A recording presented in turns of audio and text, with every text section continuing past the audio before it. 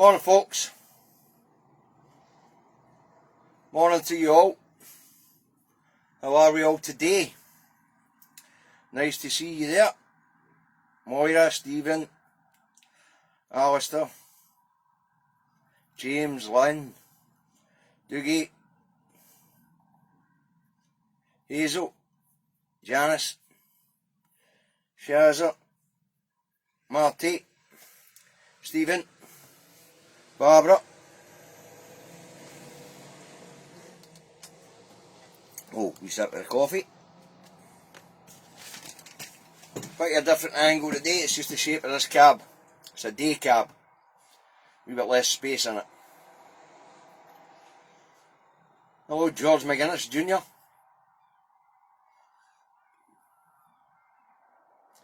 Doogie. Hi John, it was nice to see you at the weekend there, sir. Really enjoyable time had by all. Paul. Right, numbers are climbing nicely. Change the screen.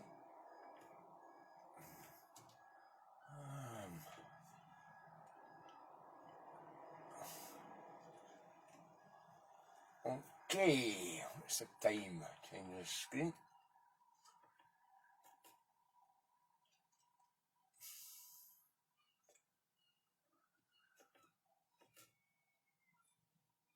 Right, here we go. Right, good morning, numbers are climbing nicely, so we'll get on with this, okay, because I don't only have X amount of time, and I'm on these bloody tackle machines, it's hard to see. You know, my eyes are getting up a ghost. Anyway, here we go. We'll start with the coronavirus update, then we'll move on to the review of the weekend's news, or what there is of it that I've decided to cover, okay. So, coronavirus update, these are the figures for yesterday, the 18th to the 7th, 2021. Tested in Scotland since the pandemic reached their shores, 2,378,191. Tested positive since the pandemic reached their shores, 329,387. And that was plus 1,735 new cases.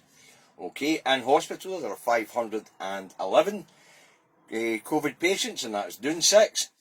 And of which 46 are in the intensive care unit, and that is down 3. Vaccinated, there have been 3,976,022 people in Scotland have had at least one dose of the vaccine, and that was plus 5,996 new individuals having received their first dose from Saturday to Sunday. Now, it would appear that the kids are not showing up to get vaccinated, so I'm afraid as the responsible adults in their lives, and we're talking here 18 to 25-year-olds, we're going to have to be more and Paul and get a grip of them by the lugs, folks, and take them down the vaccination centre by the looks of it. Okay, right, now of that 3,976,022, 2,966,054 have had both Jags, an increase of 11,278 from Saturday to Sunday. And that translates to 66.7% of the adults in Scotland have had both Jags. Now, but as I say, it seems the kids are not showing up for the Jags, folks. And if the kids are not showing up for the Jags, and we're talking about 18 to 30s here really, but 18 to 25 seems to be the problem age, then we as the responsible adults and as their parents are going to have to get a grip of them, find out if they've been for a vaccination, and if not, find out why not, and then take them to a drop-in centre or get them booked in online and get them down to the vaccination centre, because this isn't good enough. As we know, the Delta variant spreading through people that have had both doses, and kids are really taking this one hard, as we've already spoke about last week. 18 to 44-year-olds are the prevalent age group in hospital suffering with coronavirus, and kids do suffer from long COVID. So getting them vaccinated is really important, folks, especially we as the responsible adults, alright? Okay, deaths by the daily count, or hospital count as I say, now stands at 7,800. I had a wee flick back to Friday when I did my last report, which was reporting on Thursday's figures, and it would appear that from Thursday to now, an additional 9 souls have lost their fight with COVID, unfortunately. Alright, Community and hospital deaths combined still sits at 10,220, but we know that there's at least another 30 to be added to that, and I dare say it'll be more come Wednesday when the National Records of Scotland give the update. But you know, the update we get is given on a Wednesday, but it's from Sunday to Sunday of the previous week. So the death rate's going up, hospital admissions thankfully are stabilising, and the infection rate according to this is going down. Okay, right, Friday. Let's go to review the weekend's news. Friday started here in Scotland with a mixed bag in the rags. SNP leader Nicola Sturgeon could be served with court papers for failing to comply with the diktat of the Information Commissioner. Alright, and this happened during the Alex Salmond inquiry. But apparently, and the other big story, was Sunak to breach Tory triple lock on pensions manifesto pledge. Alright, now the move comes as wage inflation is expected to reach 8% this year, or in 21-22, and that could see pensions rise by 8%. Now the Treasury balked at the idea of having to pay out that size of a rise.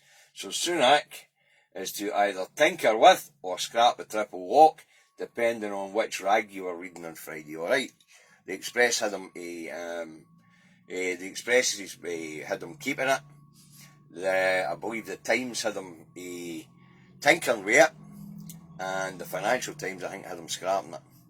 Alright, right, moving on. Friday, major flooding event in Europe sees 100 plus people die in Germany and Belgium. The Netherlands and Switzerland were also on higher alert. Heavy rain continued across Europe. Now the flood event happened as the average July rainfall fell in just a couple of hours. Now major rivers like the Rhine, running through the centre of the west of Germany, burst its banks. Towns were flooded and villages were swept away. And I have to say, our thoughts go out to everybody living in the centre west of Germany. Okay. Now, climate change is said to be the source of the problem. Scientists have been warning about changing weather patterns due to global warming for a decade or so. There's about 8 years left to halt a planet-wide extinction event or cascade from starting. Right, that means that COP26 in Glasgow this year is going to be very, very important. It's also going to be important that people like myself who are serial protesters get ourselves down to COP26 and protest to ensure that world leaders actually sit up and take notice, because places like China and America under Trump and Bojo here in the UK don't give two hoots about climate change. They only care about the economy and the economics of it. I mean, Bojo, you know, talking about a world-beating climate targets while approving a new coal mine in the northwest of England is absolute bollocks. What's he going to do with all this coal? We must be going to burn it. Huh? I mean, let's face it, we're not going to export it because we're still importing coal. I don't have the figures off the top of my head, but I believe when we spoke about this last year, and the UK was still importing vast amounts of coal. They still have some power stations down that road that are fired with coal. So there you have it. So, you know, world leaders are going to have to start taking this serious, or we're going to have, you know, we've got about 8 years to stop an extinction event from happening, where ecosystems start to collapse one right after another. Temperatures rising, world weather patterns changing, and it's time we started taking this serious. And I know that might sound daft coming from somebody that's driving a diesel destructor, you know, but it can only incentivise them to get these things swapped out onto hydrogen as fast as possible. I mean, I'm driving a diesel beastie because nobody's bothered investing in hydrogen technology, but you can run one of these things just as well on hydrogen. So you can. We're never going to run trucks. Anybody that thinks we're going to run trucks on electric, are after chump unless somebody comes up with a really good battery at a very small size, because you would cut the payload in one of these things in half if you were having to carry enough batteries to power it as well. So hydrogen technology is the way forward for this type of machine, and we're still going to have to move goods about. So the hydrogen sector needs massive investment, because trucks are still going to be needed. You know? So there's a company in Glasgow right now who's just won $5 million investment to invest in truck technology. So a hydrogen technology for trucks. So that's good. That's a start. And especially with being in Glasgow, right, where we are at the heart of innovation in green energy and green technology. Right, let's move on. Moving on, Friday down that road in England, Sir Comrade Starmer, leader of the Red Tories, the second cheek of the Westminster arse, says he will sweat blood to win voters' respect and to get them to vote Labour. This comes on the back of a live event he did down that road, which says the people of England have no idea who he is.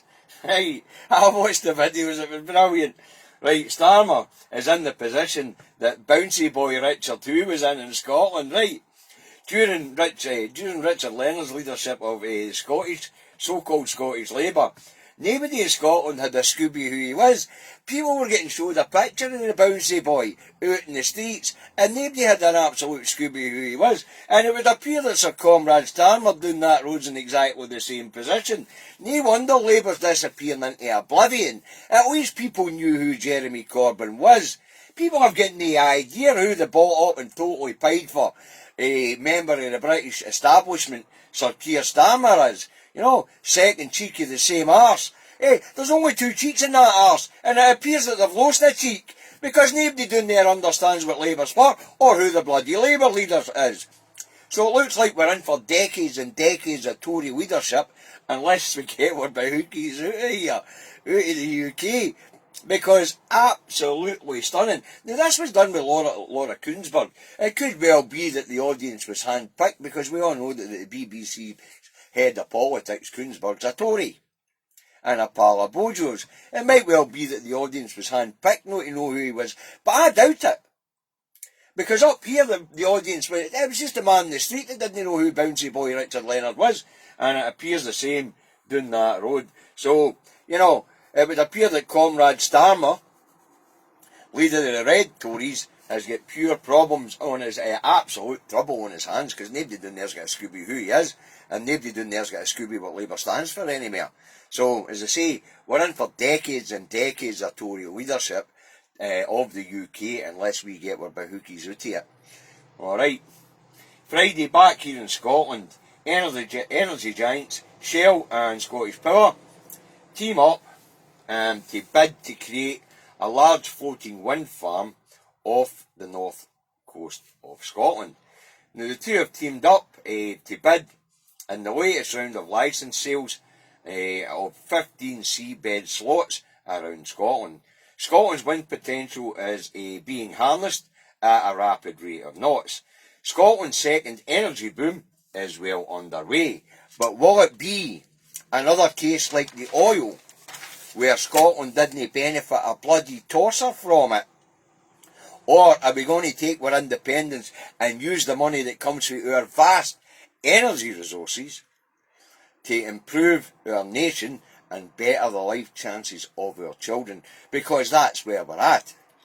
As you all know, the oil boom did nothing for Scotland. Scotland's the only place in the whole of the planet that discovered oil and get poorer.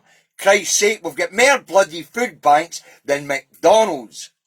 And at the weekend there, the Indy 2 Cafe had a wee event.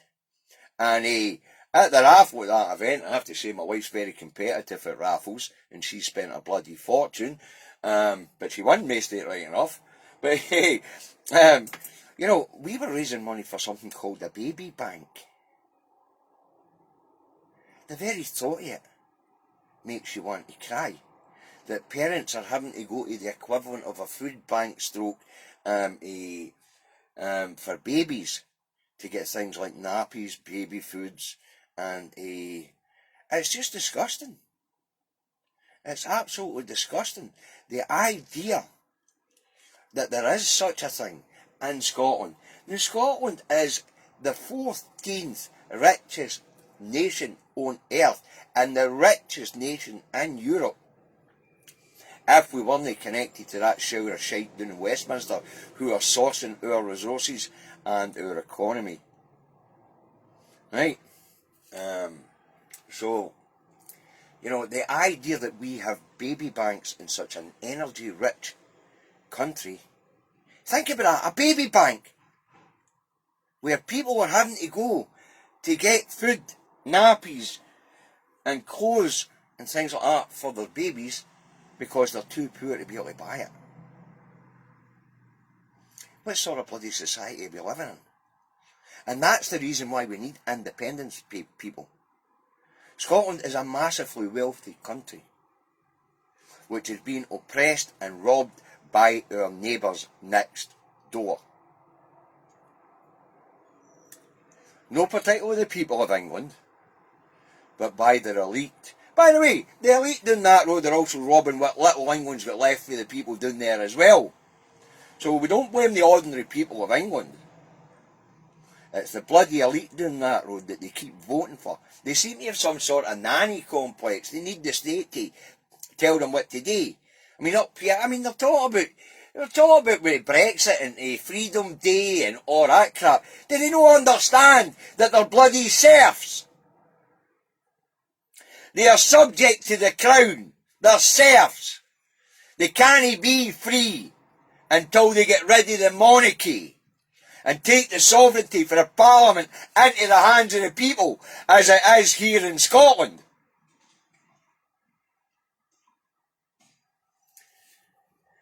Anyway, as I say, either we take back control or our second energy boom and the money from it will end up in the elite pockets of the pockets of the elite in England, and the ordinary people of England and Scotland and Wales and Northern Ireland will not benefit from it the same way that none of us have benefited from the wealth of oil. None of us. Where's our sovereign oil fund? We produce more oil than Norway. They've got a £900 billion, in fact it's just topped £1 trillion sovereign oil fund. Everybody in Norway is a millionaire. Maybe not in their pocket, but in their national reserves. Whereas here in the UK, we've got food banks and baby banks. It's disgusting. Right, now moving on, the final story for Friday. The Lonely Rag, the Express, and Ed Davies' post, the independence vote, they say that we're not going to be allowed to have. Our UK won't buy Scottish electricity. Well, Davies just pissed himself laughing at that story, didn't he? Huh? Now, we were sitting with our friend John at the weekend there. He was up for Newcastle. Scotsman, Scottish independence supporter. I've been down there a long time. He was up for the do, the Indy 2 Cafe do. You know, and if John wants the lights to stay on down that road, you know, or he wants the lights to stay on, he'd be as well coming home. Because if what they are saying is that they won't buy electricity for us post-independence, then they're going to have 3 days worth of electricity a week down that road, and the North of England's going to go dark. It's going to go back to the dark ages. So it is. You never heard so much pissing all your life. Just as well it was Ed Davey that was saying it and not a Tory minister. No doubt it was some Tory twat up here that was echoing it and all, but hey, as I keep saying, after independence, they'll crawl up that road in broken glass begging for a trade deal. They need food, they need water, they need oil, they need gas, they need electricity, and they need human resources. You know, and they're not getting the human resources from outside because the hostile environment's still in full swing down that road, as we've seen with the immigration bill that went for borders, a nationality and borders bill that went across, went in front of Parliament down that road last week. Well, you never heard so much pissing all your life, will not buy your leg. Yeah, fair enough, put the fucking lights out, your spanners. Back to the 70s. 4-day blackout, 3-day electricity. Back you go. Right, let's move on to Saturday, because I don't have that much time. Right, moving on to Saturday. Saturday starts with Mike Russell telling the press that a new Yes campaign for Indy is underway, with the SNP headquarters on the job. And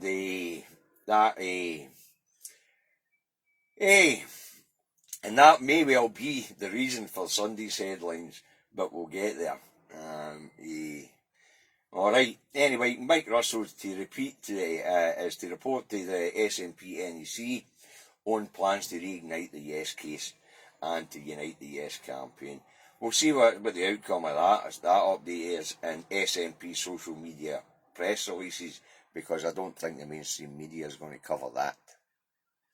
I don't think the mainstream media is going to cover that at all. They wouldn't want the people to know that there's a new Yes campaign underway, so they just keep their bloody gobs shut about it and keep the people in the dark. Alright, Saturday, Baroness Ruthie Tank Commander reveals she'll take her seat in the House of Lords on Tuesday. She'll be taking the title of Baroness Ruthie Tank Commander of Ludden Links. Alright, now after the announcement, social media in Scotland's full of images of the Tank Commander with an ermine coat and a string of link sausages around her neck. Brilliant. So the Baroness, who sold her soul for English gold over the Brexit matter to get a seat in the House of Lords, will take up her seat in the House of Lords on Tuesday. And we wish her a very short stay in the House of Lords, because if we take our independence, we're not going to recognise our faking title anyway. Oh, spilt my coffee. So the Baroness is headed into the Denny and Equity with the old gravy trainer's soup plate, and apparently she's gone in there to reform it. You never heard so much piss in all your life. She sold her soul, our Brexit and our Bojo, for a bitty, scabby ermine coat and a seat in this pishy, smelly House of Lords, where the useless are sent just to keep the numbers up. It's got a bit, the Westminster Chamber, if you take in the Lords, has got even more people than the bloody Chinese, in their government. Anyway, that's Ruthie Tank Commander out the road for Saturday. Right, Saturday, down that road, new Health Secretary Savage Javid tests positive for COVID. Mr. Javid goes into 10 days of quarantine. And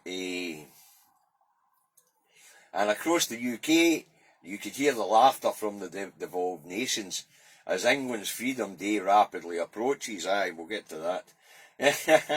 Anyway, this leads to the announcement that the Chancellor Sunak and PM Bojo the Clown wouldn't be isolating, as they would be on the same scheme as wee Govey was on, where daily testing with lateral flow tests would be used to keep England's top two ministers at their desks. That didn't last long though, did it? It's going to be the fastest U-turn in parliamentary history.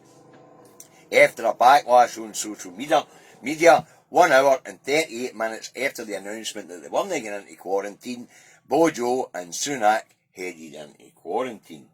Alright.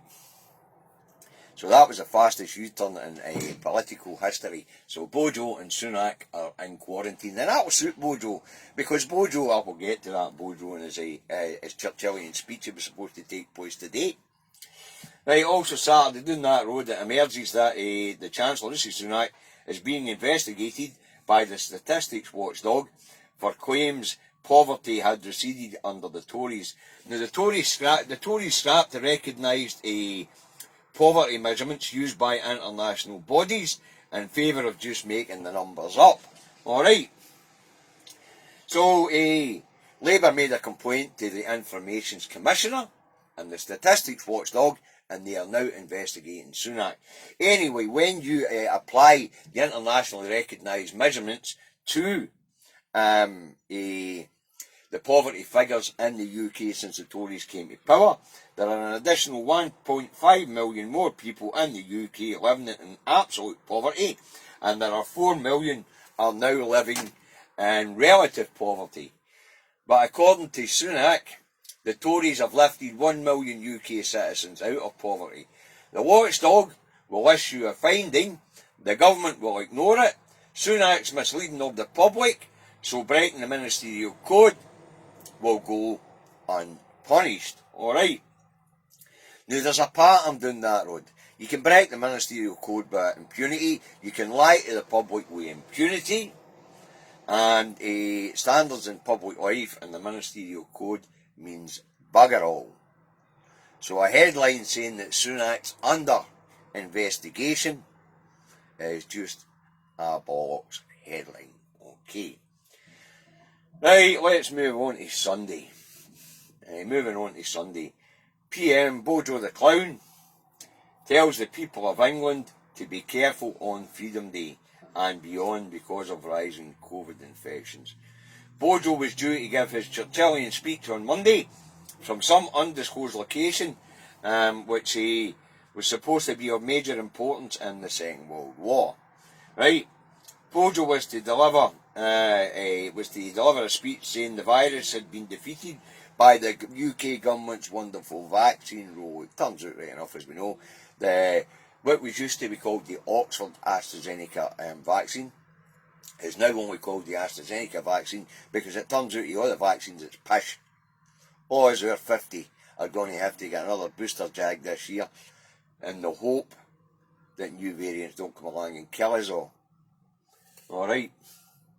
So, Bojo's as well in isolation because it allows him to save face out of his mad Churchillian speech that was going to tell us that his wonderful government had saved the day with his pishy AstraZeneca or Oxford AstraZeneca vaccine, which turns out to have the efficacy of my pee.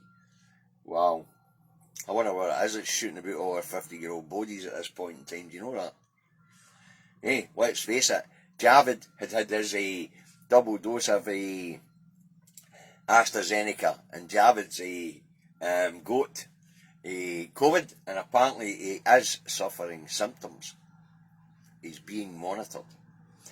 Alright, let's move on. Sunday, back here in Scotland, it's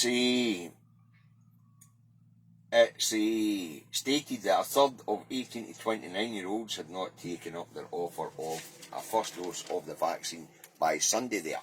Sunday the 18th, alright. So, as we were talking about earlier, as I was saying, we're going to have to take the children by the hands and lead them to the vaccination centre, because it would appear that 18 to 25-year-olds only boiling their arses, and 25 to 30s are slow in coming forward. So folks, if you've got kids in the 18 to 25 or grandkids in the 18 to 25 age group, you're going to have to get them by the hand and lead them to water. Or better still, lead them to the vaccine centre and get them jabbed. And if that means bribing them with a lollipop, then that's what you're going to have to do. After all, that's what Sarah had to bribe me with to get me to go for my vaccine. Aye. Yeah, come on. Right, Sunday, it's being reported that police are to question senior SNP figures about £660 worth of donations for Indy for an Indy Ref 2 campaign. The money has been used, it would appear, to fought the general election in 2017 and 2019 and the 2021 Scottish election, which has returned the SNP to power in Scotland, and it has seen the majority SNP MPs doing that road in Westminster in 2017 and 2019.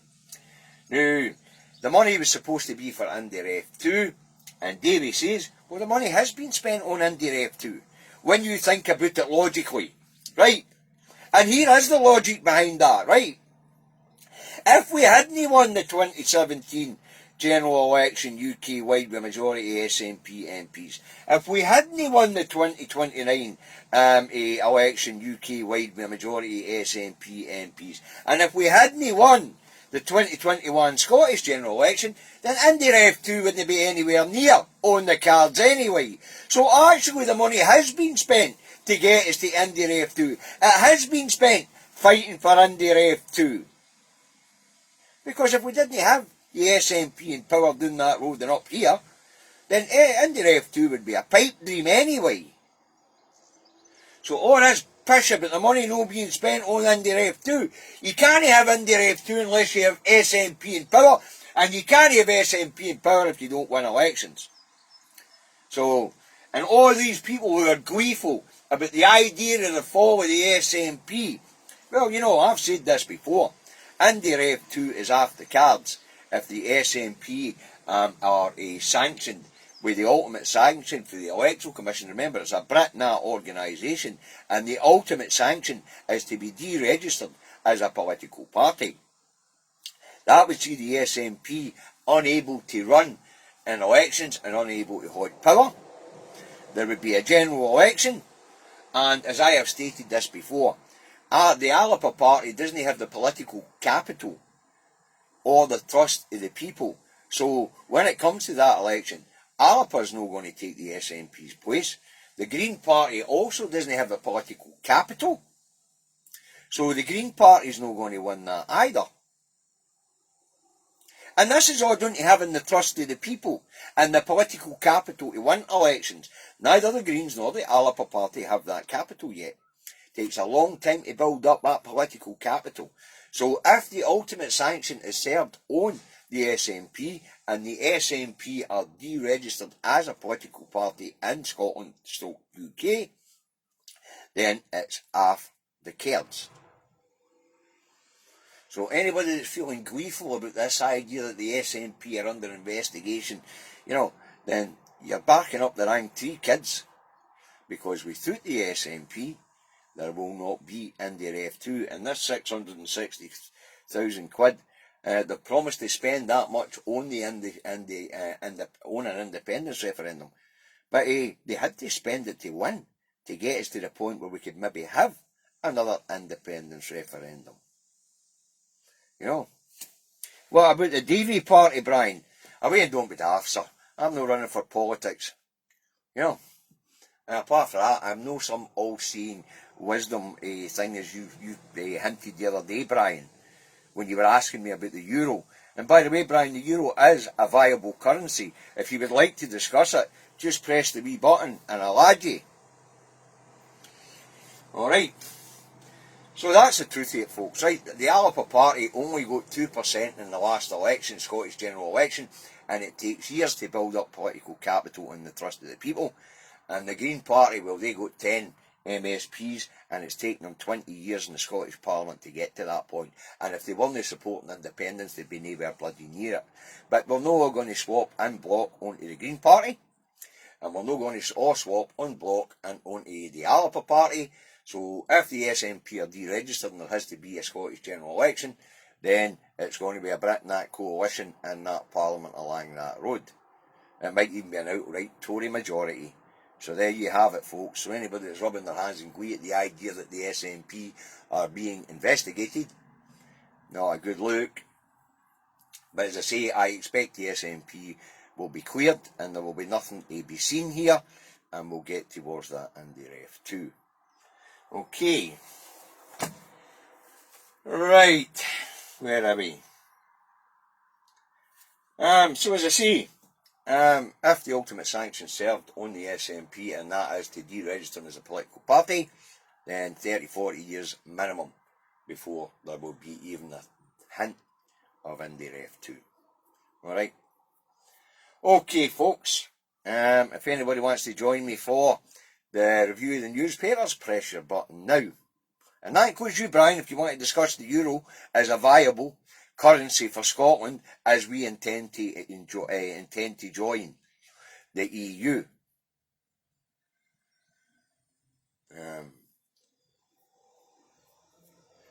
Okay, anybody want to join me for the paper review this morning? Don't see any lights coming up here. Ah well. Right. Let's have a look. Moving on to this morning, what the papers have to say. The Herald goes on. Don't buy into Freedom Day hype, warns Sturgeon. And she's absolutely right. Don't buy into the hype of the Freedom Day down that road. As I keep saying, the great experiment down that road's about to start. The Petri dish has just been opened, and we'll see new variants jump out it very soon. Oh, that's a nice cup of coffee. Right.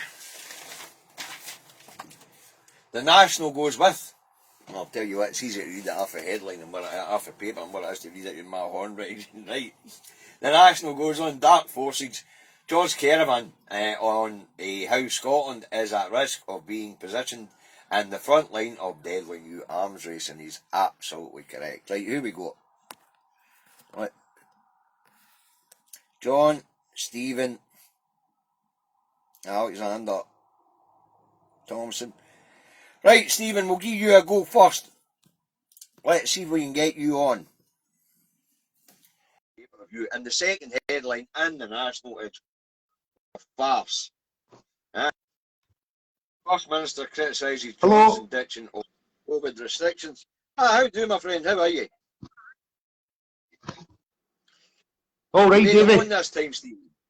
I'm fine, Stephen. How are you? Okay, mate. Right, we'll be. Anyway, we're on the National headline, and we'll move on.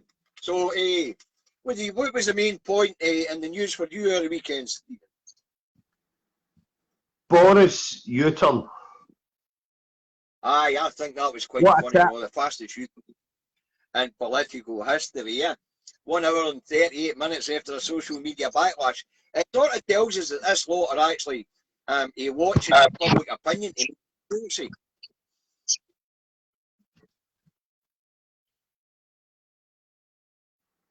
Sorry, I didn't catch you there. I says it shows you that this lot are using public opinion to produce policy.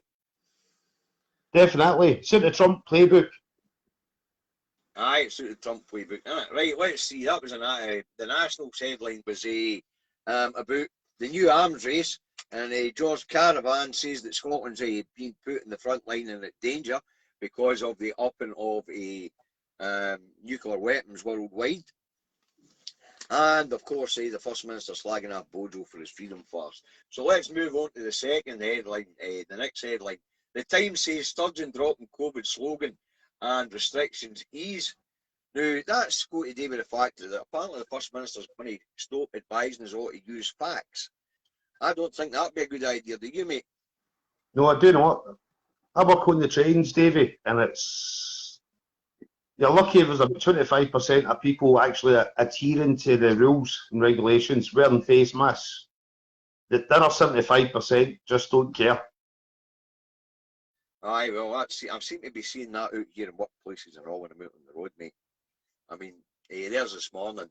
I have been in 4 workplaces today, what I'm doing, and only one of them was abiding by COVID rules, and that was the GM here in Irvine, where I am at the moment. And so you're absolutely correct, and that'll explain the bouncing case numbers, because people on the people are geared up on it. Let's have a look at what the Scotsman's going to say, mate. Right, the Scotsman says fears test and protect system is struggling to cope with COVID cases. Now, I reckon that'd be about right, don't you, as the cases have went up exponentially? Definitely. Aye. Definitely. Aye.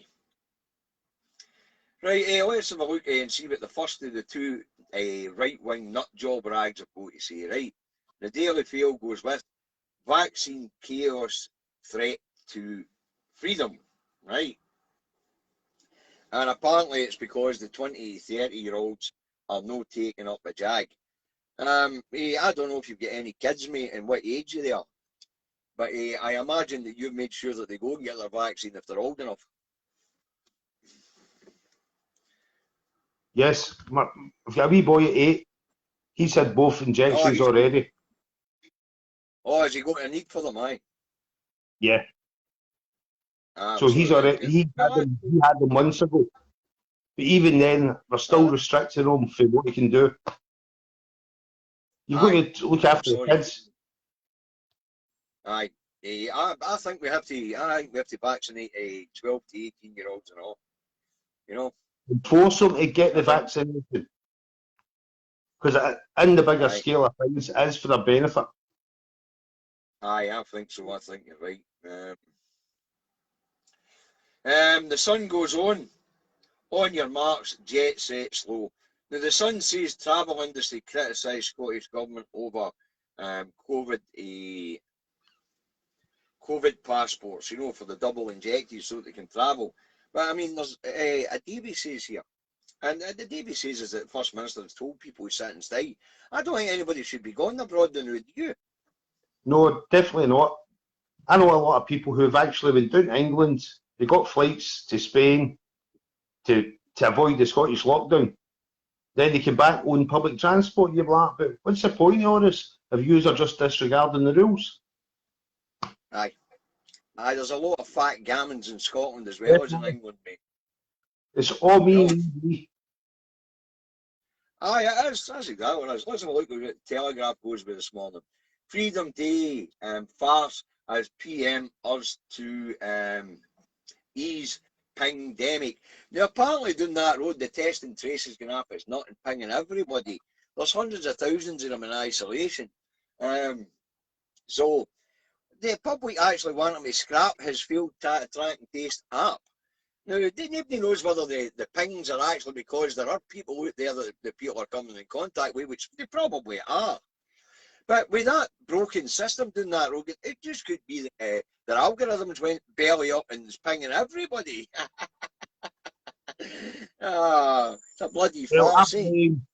I blame Boris and co because they're the guys who are at the top. They should be leading by example. But we know the way Boris is. He's a fanny. Sorry for the language, but Aye.